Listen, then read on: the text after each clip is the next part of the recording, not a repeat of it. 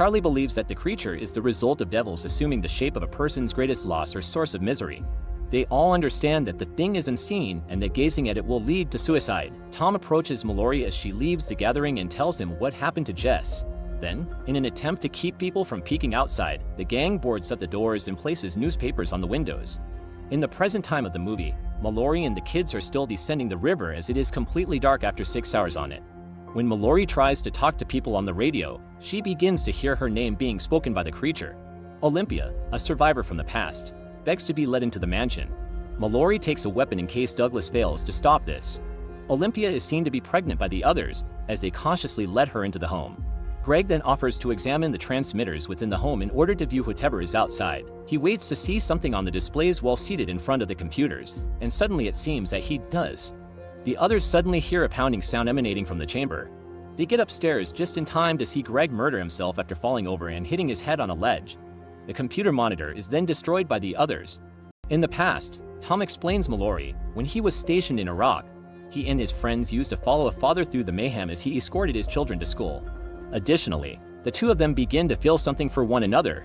Gary, a man in need, is allowed entry into the home by Olympia. Gary is forcefully searched and questioned by the others. He explains to the others that he and his companion were forced to gaze at the animals by some escaped mental patients who were chasing them.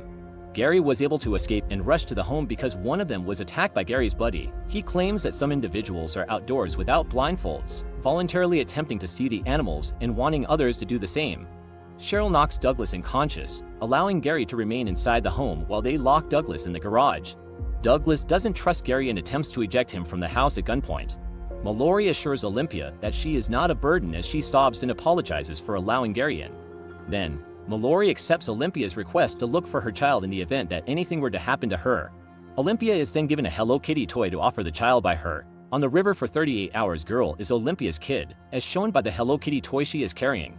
The gang has previously started to run low on food and knows that assistance is not on the way. After things went sideways, Charlie locked up the grocery where he used to work, so Malorie, Tom, Douglas, Lucy, and Charlie got together to see it. They use the GPS to direct them while they paint over the glass. They attempt to ignore the feeling they get while driving that they are passing dead corpses.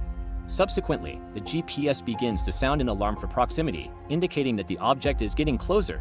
Tom is able to get them out of the way. When they get at the market, they stock up on food.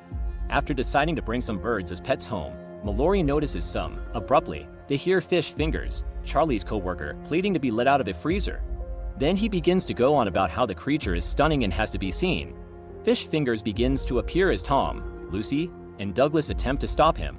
Charlie knows he is doomed the moment he sees the things. Charlie dies in the freezer where he forces them both to be kept, allowing the others to go back home. He rushes for Fish Fingers. The voice of Fish Fingers still begs to be released.